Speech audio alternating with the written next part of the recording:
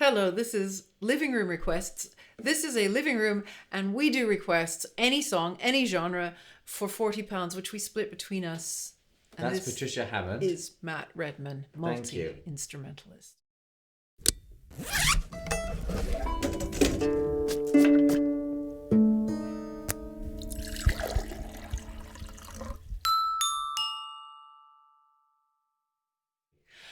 So today, this is for Jeff and Andy, who have requested An Den Mond, To the Moon, Goethe, Schubert, and Schubert did two of them. This is the one that they specified, and they have said, further instructed, that it would be fun if Matt employed a different instrument to accompany each verse. The stipulation harks back to the previous Earl Kernish challenge from Matt's buddies. I'm going to put a link up there, a little square, so you can click on it. It's insane.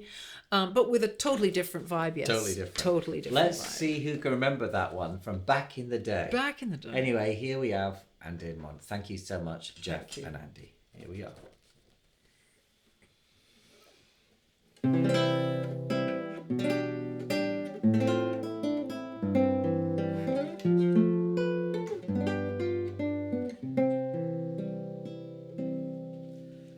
Fühlest wieder Busch und Tal still mit Nebelglanz, lösest endlich auch einmal meine Seele ganz,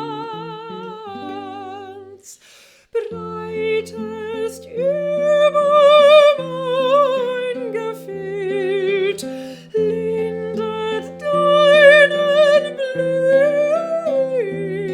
Blick, wie des Freundes Auge mild über mein Geschick.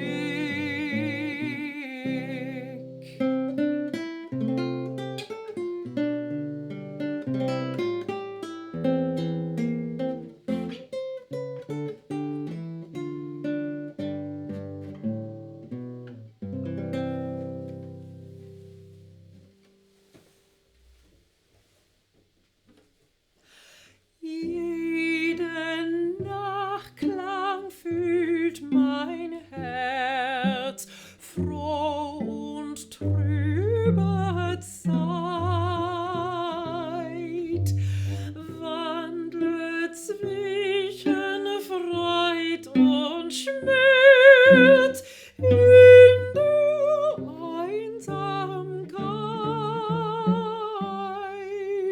Fließe, lieber Fluss, nimmer werd ich froh, so verrauschte Scherz und Kuss und die treue Sorg.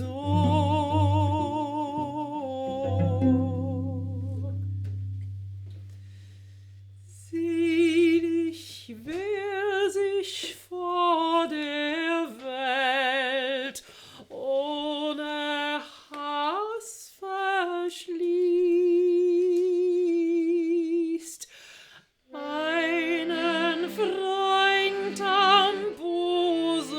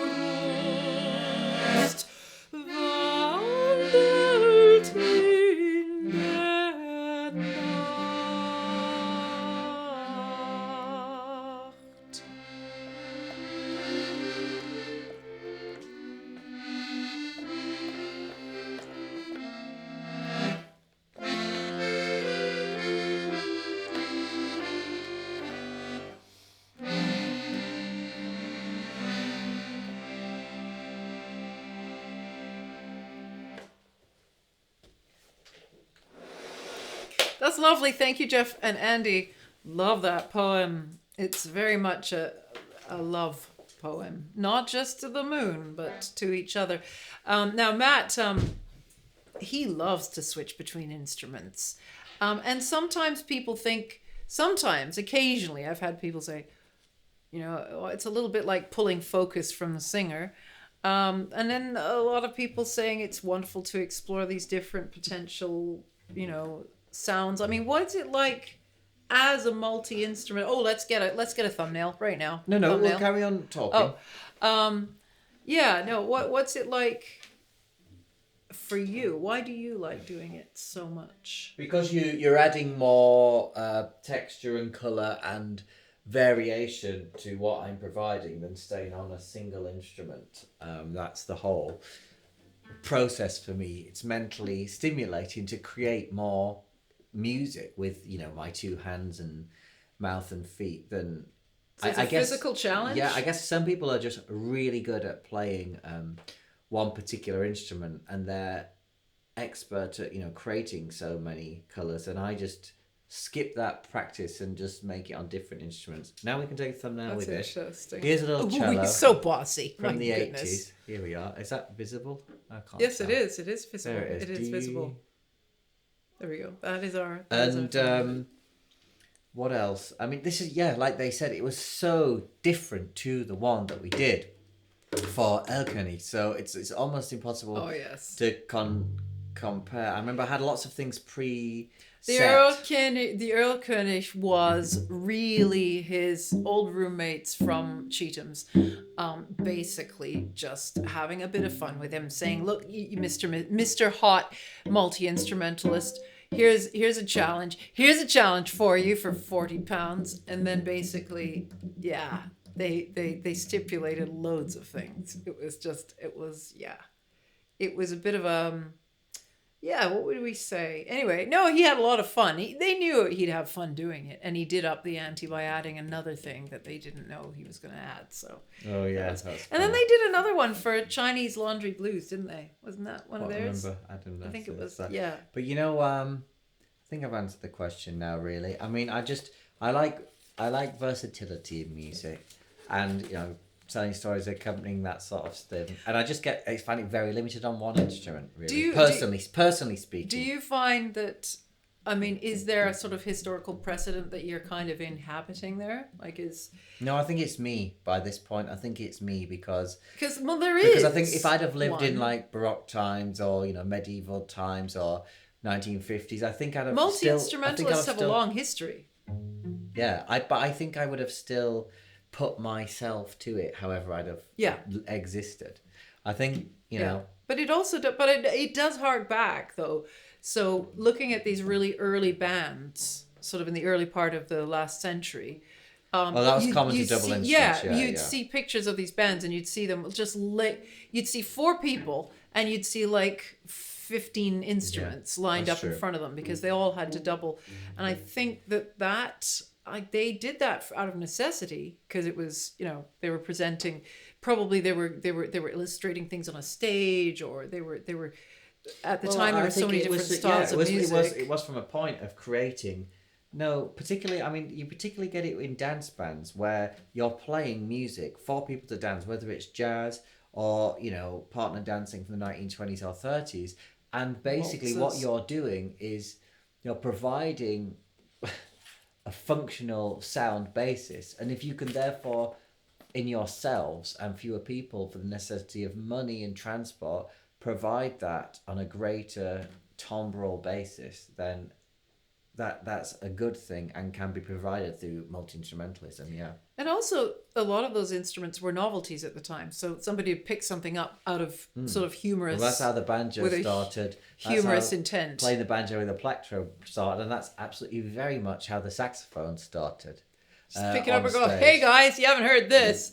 I know how that changed. With the nose flute, like the small number of times I've actually sung in a restaurant and people just shout over you, and I'd whip out the nose flute and and they'd suddenly stop because how much has it changed now? The hell is that? You remember, like in I don't know, in art music and concert music, using computers or like a laptop. We used to say it's for piano and tape, in the 60s. Then they started to use laptop, and like how much obviously electronic music through popular music took over in the 70s, 80s, in fact, and how firmly entrenched it is now, and that's a bit like the saxophone. It was that's a very complete interesting novelty. comparison. And then it had a really big day in the 1920s, 30s, 40s, 50s, 60s, maybe 70s, you might argue, certainly with a good arch back in the 1980s. You could make some parallels. That could be a whole series. That'd be very funny.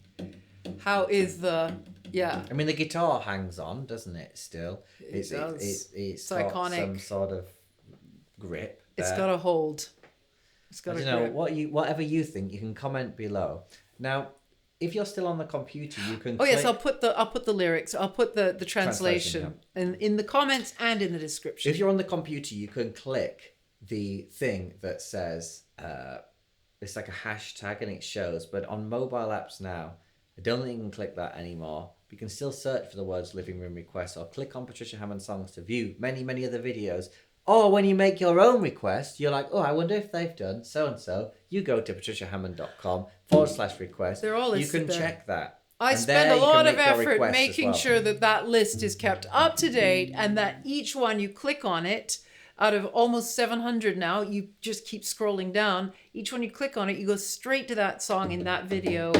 Yeah, and it won't be long yeah. until we hit the 700 do use request. it. So what you should do is click thumbs up to like this video. You should do.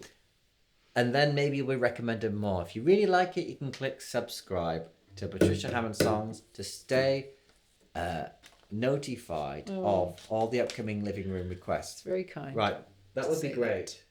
Thank you. We better leave it there. Very See you next much. time. See you. Thank you again. Thank Bye-bye. you.